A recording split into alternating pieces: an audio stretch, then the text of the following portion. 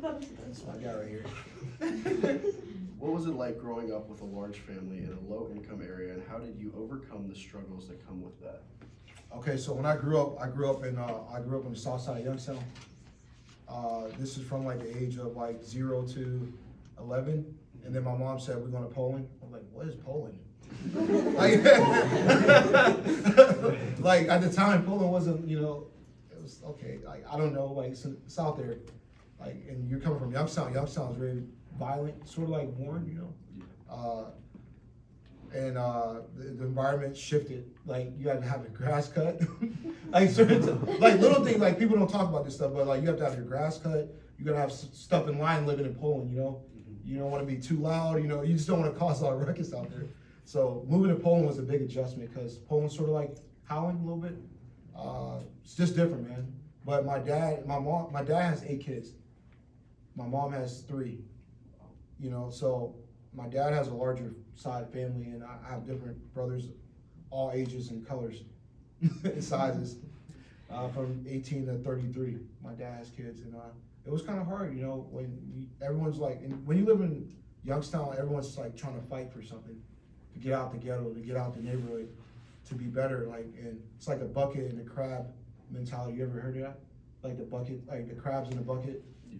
Everyone's trying to like to get out of the situation, and a lot of people will hurt you, if you get in that alignment. But when I was living there, I was all about basketball, bro. I was doing anything I can to get out of there. I'm hoping my mom gets us out of here, because there was some nights where I couldn't. It was gunshots, It was people fighting. It was like a lot of different, stuff like that. But once I got out of there and we moved to Poland, it was a wrap. I was like, okay, I'm gonna come over here in Poland and do what I do.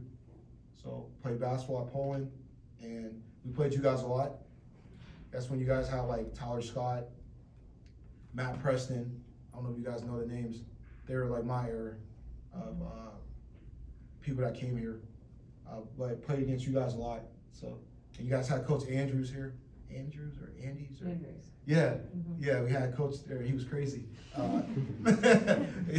I don't know if you guys know who that is, but he was a crazy basketball coach. They can tell you more about him. But he was a good guy, though. He was a good guy. But Poland and Youngstown is 2 different worlds, man. Yeah.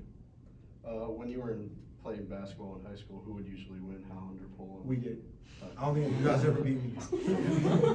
No, I'm just being honest. No, we never lost. Sorry. But you guys gave us a tough matchup, because I think my junior year, the class of 09 was in their senior year. You guys had bigger kids. Like you had some big kids. Tyler Scott, I think he went to the NFL, I think. Mm-hmm. Yeah, he went to the NFL. He was big guy. You guys had some bigger kids, but it was tough. So, but you guys gave us a lot of battles here. What are some pros and cons of selling water? There's no cons in my eyes, because you're changing lives. You're giving like a healthy product to people. I'm not lying to the people. It's water. Like it can't be hard to but it could be hard to sell. But pros is that you're giving people a healthier product. You're giving people a chance to drink more alkaline water. You want to drink more alkaline water because it brings better insights into your life, not just like health-wise, like not just body-wise, but your mental. No one talks about the mental aspect of life, and that's what drinking water does. Like when you drink pop and all that stuff, I'm not saying don't. I just would advise limited, but it's a caffeine. So you gotta just watch what you intake every day. You want to be around people that's having high conversations. You don't want to be around people that's discouraging you, that's saying negative things. Yeah, it's cool to joke sometimes. I'm not saying that, but you want to make sure you're surrounded by people that's talking about things like, possibilities. Like, hey, when I go to college, I want to go there and be a lawyer, and I want to change lives. You want to be in those type of conversations.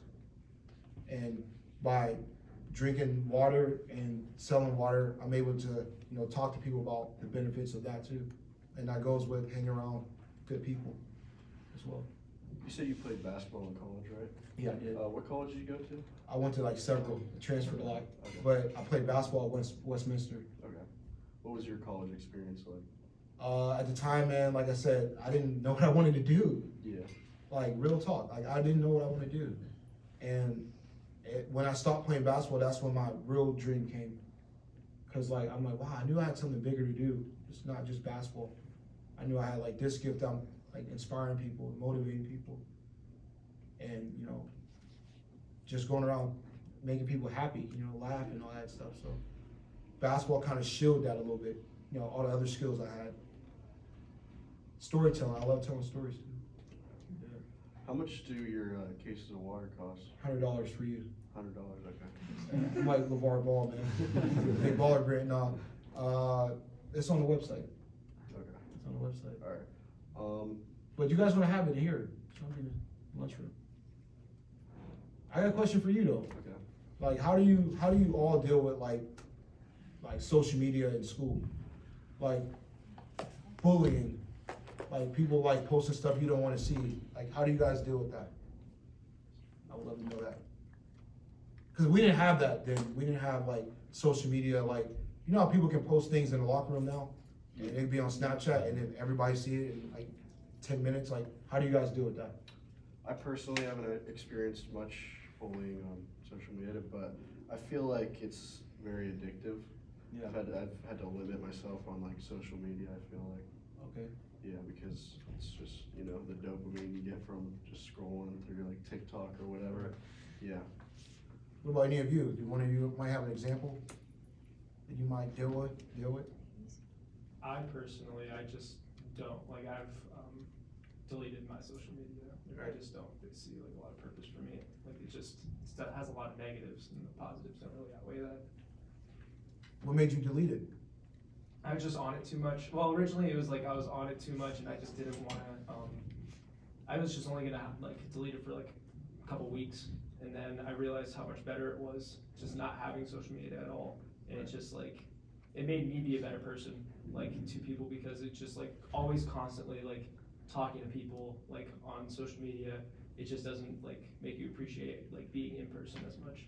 And so it just helped me be like more outgoing, just a better person. So I just totally. Do you see, like, did you feel like your relationships got better too? Mhm. Like with like your friends? Like you actually Yeah. like stay in the moment? Yeah, I totally agree with that, yeah. What about you, young lady? Oh, I don't know. You never seen someone deal with it? Any problems with it? I have, and I don't think that it's right that people do that on social media. Why do you think people do it? I think just because they have problems at home that they can't deal with, so they reflect it on other people. What about you, young ladies right here? I think it's just an easy access for people to use. Like, I think when you guys were in school, they actually had to like confront the person to bully them. Now it's kind of just like behind the screen, so like they could do it easier and nobody's seeing them do it.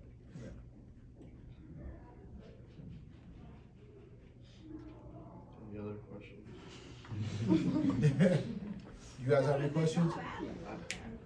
Anybody just have questions they thought of while he was speaking?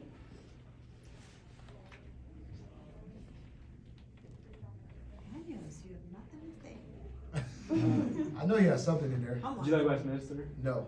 Yeah, my brother goes there. Too He's hard. Like, yeah. I actually had to study. No, I'm joking. Did he say the same thing? Yeah, he plays baseball, so I he asked says him. a lot. He Yeah. actually had to study. He was doing one thing that he's like, I'm gonna become a teacher. I was like, Yeah.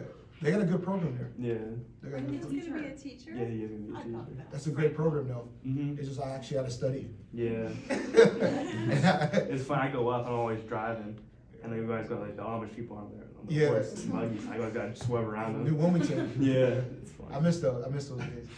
No, I mean Westminster is a good school. You know, I got a lot of relationships still there. Yeah, it is. Yeah, there.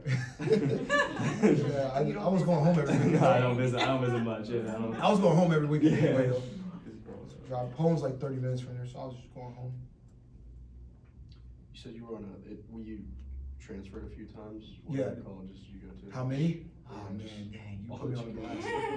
9. Oh, wow. I couldn't make my mind up, dude. I couldn't make. All right, you want me to start? You want me to start at the beginning? Yeah. Bethany College. Okay. Well, let's start before that. I was recruited by YSU for basketball, but then they didn't want to offer me a scholarship for some reason. I think that kind of hurt my dreams there. 'Cause I wanted to go to YSU. I used to go to camps there all summer. I used to play up there all the time. I felt like when they didn't offer me that scholarship, they said, "Can you be a walk-on?" I think that's one regret. I don't have any regrets, but I think I should have did it, been a preferred walk-on at YSU. I think I would have got the scholarship eventually. But that's one regret. I don't want to say regret, but that's one thing I wish I would have did. And then I went to Bethany, and then I knew the desire was gone. For some reason, I didn't have like that desire anymore. It wasn't burning. You know what I mean? Like, you ever have that? You got like you don't want to do anything anymore. I'm like, I don't want to do it, but I still kept doing it. So I transferred to YSU after that, and then I went to Westminster for 2 years, and I went to Butler Community College. Then I went to Hiram, I was hiring. Cal U, and now Franklin. And I think I had like some other ones I went to. Did you enjoy Hiram at all? Yes, that's where I studied abroad. That's where like my creative gifts came out. Like I didn't have basketball in the way anymore. That's why I formed my business. I started to get it together in terms of that. Is there any, like, other than YSU, do you have any big regrets from your life? I wish I would have started my brand earlier, like your age. I would have been killing it at that age. Like, I just wish I would have started like at your age, having a brand and a business. If I'm you guys, I'm starting early, like right now. If you got like have a direction, have like something you want to do it right now. What are you waiting for? I'm just gonna be honest with you. You know, you never know what tomorrow holds.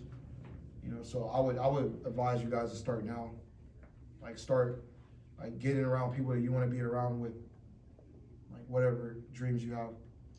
So you said after your basketball career ended, you were able to, like, focus and find what you really wanted to Yeah. do. How did you, like, what helped you find what you really wanted to do? Going to Chile, going out of this country, getting out of my environment. You know what I mean? Like sometimes you gotta go like be by yourself, like I told you, like Yeah. you wanna be in a place where you can think clearly.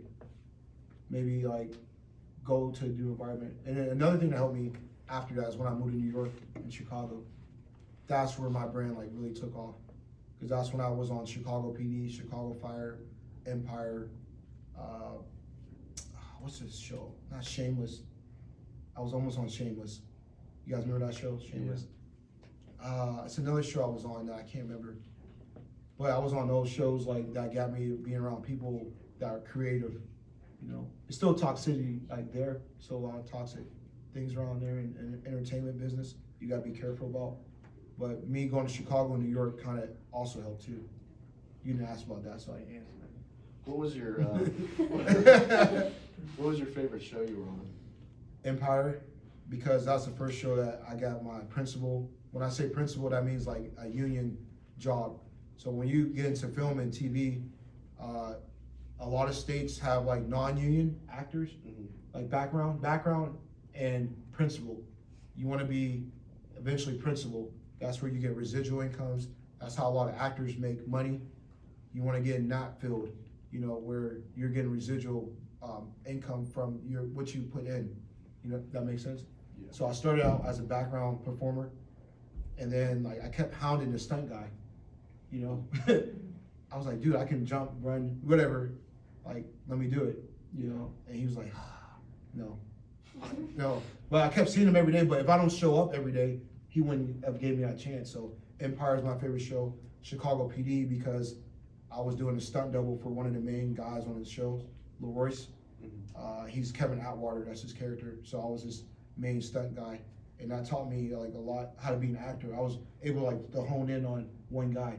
I didn't have to be like sporadic. I had to like hone in on his body type and how he looked and all that. So I became that character as a stunt, you know, guy. And so that's little things you learn like being on set. So Chicago PD, Mayor of Kingstown, the new one I was in, 6 Degrees of Murder. Like I love every set I'm on because I learned something. What's being a stunt guy like? Is it scary? Is it Dangerous. dangerous? Dangerous. Like we had a scene where we were on a roof, and I'm like, I'm scared of heights. And we're like on the highest building in Chicago. I'm not making this up, dude. And I'm like, dude, I call my mom like, Mom, I don't know if I can do this. Like, I'm looking around. No, really. I'm like, I don't know if I can do this. Like, they could pay me all the money in the world. I don't think I would do it, you know. But like that's again, like you gotta get in a different zone. I'm not gonna focus on the heights. I'm just gonna focus on the scene, you know. because they hired me to do a job, and then thank God I didn't have to really do anything. You know, I was like, God, you know, but that was one of the ones I was really scared. Like, I was like, man, because I'm on the heights, and yeah, they have safety people there, but I'm still, like, I don't like heights. Yeah. You were on Fast and Furious, right? Yes. What was that like? Dangerous. A lot of cars flying, you know. But once again, I got a chance to learn and see Vin Diesel, The Rock, and all those great performers like show their, you know, craft. So that was good. Yeah. What's The Rock like? I didn't really see him like, you know, like that. I just saw him like over there. Okay. But I mean, I saw him, but I didn't get a chance to like interact. Yeah. Because you know, one thing you don't want to do on set is go over there and be a fan. Yeah. You know, you gotta, you're about business here. You're not about being a fan and getting autographs. Any, thank you. You guys have anything else? Come on, you gotta give it, ask. Ask away. Alright, I wanna help you guys, you know what I mean? I want you guys to make it, so this is why I'm here. Alright, I don't know if you answered this, but like, who's your biggest like inspiration or like the hero of your life? Kobe Bryant. Kobe Bryant, no one's close. But I have like other like auxiliaries, like Michael Bernard Beckwith. This lady I study, her name is Florence Scoble Shin. Who else? My mom. Those are good. That's a good start there. But Kobe Bryant, that's So- like my guy. You know, I got mamas on. You know. Oh yeah. Yeah. So you still like in the film industry? Yeah. Okay. Yeah. You enjoy it? I love it. Yeah, I love it. No, just because it's like I get to play someone else. You know, like I get to be you. Like, what do you like to do? Hang out with my friends. I don't know. You play Fortnite? Not really. All right, whatever you like to do, like I get to study people like you, and like getting ready for sets. Like I get to like call people like who are like if I had to be a teacher on set, I would call a teacher like, how would you do this? Like I wouldn't go in there and not act like I don't like you know you gotta study what you want to become. So like if I wanted to be her, I would call her like, hey, can I watch you for like a week? Like real. Like I don't want to go to the job and not be the best I could be. Or if I was a custodian, like I would watch them. Like, you know, you have to like master that role. That's the good thing about being an actor. Like you get a chance to be like everybody. But like the hardest one for me was like being a criminal. Like I'm like, dude, I don't steal. Like, you know, like, but I had to like become a criminal. Like, all right, I have some people in my family that done it, but I don't know like what it's like to be in jail or anything. Like, that's like the fun ones too. Like when you gotta be a criminal. Like, dude, I'd never be a criminal. So I grew out my braids because the director, I'm about to work on his film, and they needed someone with braids. So my agent was like, hey, do it. So that's why I grew my hair out and got braids so I can be ready for that role. Like that's the cool thing.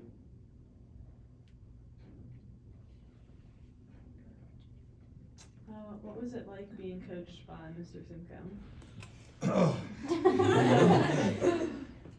Okay, he was a lot younger. He's still young looking, you know. He takes care of himself. This is like 2006. He was my freshman football coach at Poland. And his mom works here too. You guys probably didn't know that, but his mom was a great English teacher at our school. So I kind of knew who he was. I didn't know him. Like, he was very fierce. Is he still like that now? He's like, yeah, he's very fierce. Like, he's very serious all the time. But one thing about him, I'm glad I still have that relationship with him, you know, because that's why I was telling you, don't burn any bridges, because you never know when you come across someone like him again, and he can help you get into places you wouldn't able to get into. So thank God I got a good relationship with him, and he was very nice. He's a very humble guy. He's about his family, and he was like that even when he was younger. He used to be able to move a little bit more. I don't know how he's like. Is he still moving, running, and stuff like that? No, he broke his leg. You guys would know. I don't know what he does no more. Yeah, he broke his leg, his femur or something. See, Yeah. he always works. He's very like competitive too, you know. And he was a good athlete too. A lot of people don't know Coach Simcoe can play. So he was like class of 99, 98, 97. Yeah. This is a random one, but talking about Fast and Furious, have you ever had like a dream car you've always wanted to own? Yeah. What's that? A Cadillac Escalade. I got a Tahoe, but I want to Escalade now. I always wanted one. This is big, you know, big cars. That was cute. Who's starting business in here? Who's like into that? Someone is. You? What about you, ladies over here? No, I'm going into the medical field, I think. That's awesome. Like Yeah. what do you want to do? Physician's assistant. That's awesome. My aunt just got into that. She started as a nurse and then now they're a practitioner. Now she's doing that. Yep. Yeah. They call it PA. Yeah, Yeah. yep. On set, they call that PA too. It's a production assistant. You gotta watch it. Yeah. What about you over here? Probably business. Yeah, I could tell. What about you? Radiology. Radiology. My girlfriend does that. Really? Yeah. Well, cinematography. It's like kind of like that. And what about you, young man? Like what I would. Yeah. Yeah, I'm going into business. Okay. All right. What about you, young lady? You like to read, don't you? No, You, I don't really like reading. You don't like reading? What you like doing? I don't know, just relaxing, I don't know. You like to read. I'm telling you, like to read. No, I'm joking. She's like, I don't read no books at all. Yeah, you I only read for school. You read though, don't you? Huh? You read, right? You read Only for directions. school. But you read directions when you go, you know, Yeah. how to make food and all that. So you always read. I know you like to read. All right, I'm just playing. But you know, whatever craft you guys want to do, I would just say, you know, find out if you really like it. Make sure you like it. Make sure you enjoy it. Like that's where you want to be, you know. But even if you go through that and you'll see, like, you'll find another way. It's always another way. So just, you know, take it serious. Don't burn any bridges. All right. You burned a couple bridges, I can tell. I'm telling you, like, you'll thank me for that. Like, do not burn any bridges. Like, some bridges you gotta burn up. Okay, we know that. But what I'm saying is, like, you wanna, like, respectfully, you know, honor that person and, you know, respect them too, you know? Yeah. So, is that that's it for you guys, question-wise? All right, so we're gonna do a little breathing exercise before we leave.